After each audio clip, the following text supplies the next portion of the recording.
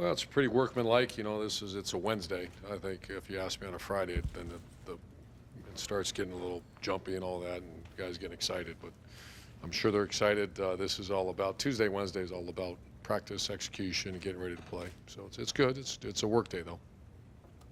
Third row, right, Tony. Urban, have you the night game atmosphere in Wisconsin? Have you talked to anybody about that? Have you? Oh, we were there a couple of years ago. I want to say 2012.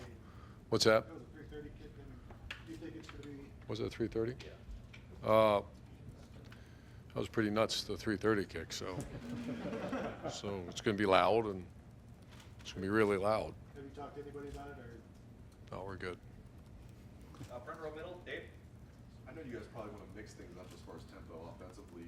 Do you feel like your offense is at its best when you guys go up tempo? Oh, I think probably historically that's been the case, and we've had good conversation about that. So the one thing, you better get first downs when you're going up tempo. So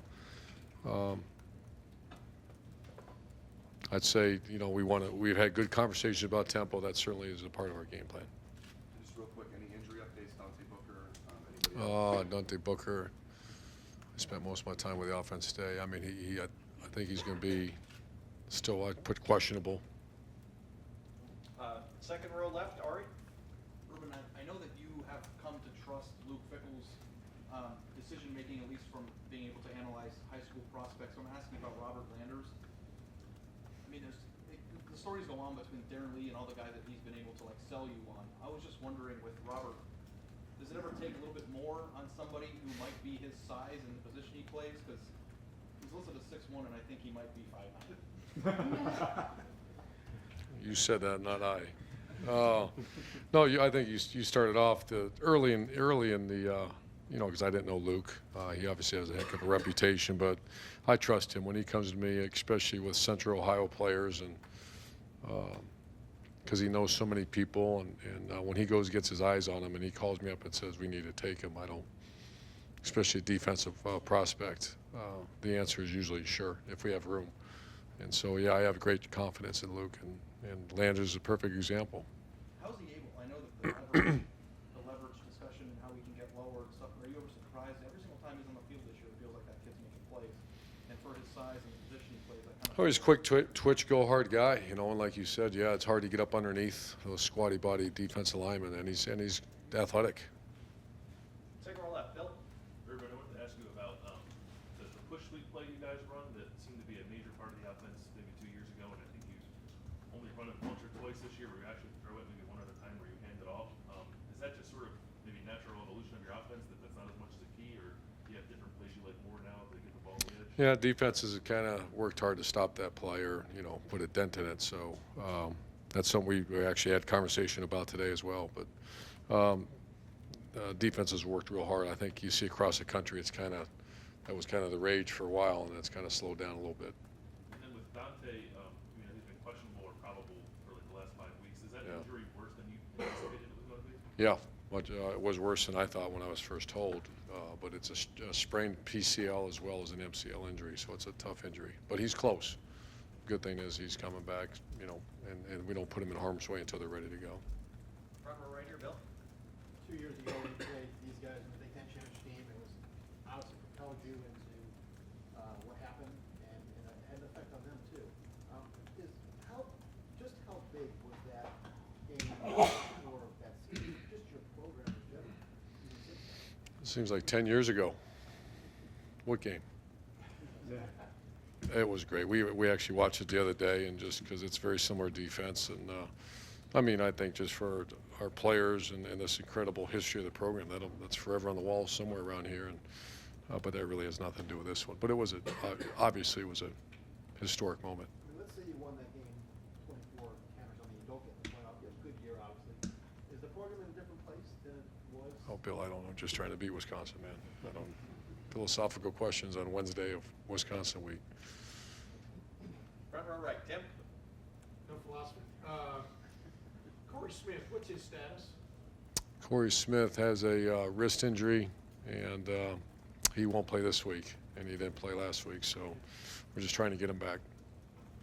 what you've seen practice for 2 days now, what I guess makes you feel positive or better about the passing game? What have you seen over the last 2 days? Good players work hard, and the quarterback working really hard at it, and receivers. So just practice. Typical when something's not working at the level you want it to work at, when you have good players and guys working. Front row right, Austin. Remember you called that first visit to Camp Randall, you said it was nuts. It doesn't matter what time of day it was, but you've been to so many famous stadiums around the country and coached them. Do you have a feel for kind of how that one measures up to some others you've been? Oh yeah, I think it's one of the great environments. I always heard about it, and obviously to witness it and see it, I think, especially the student, you know, the stadium, I just remember to my right where like real loud, and then to the left was open, if I remember right.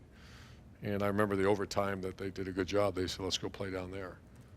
And we did. We found a way to win the game, but I think it's a great environment. Certainly a top 5, top 6 environment in the country. This is way off topic, but I asked you about a month ago about Tim Tebow trying to make that transition to baseball. He said don't count him out. Now he's in the Arizona Fall League. I'm just wondering if you were able to keep tabs on him at all.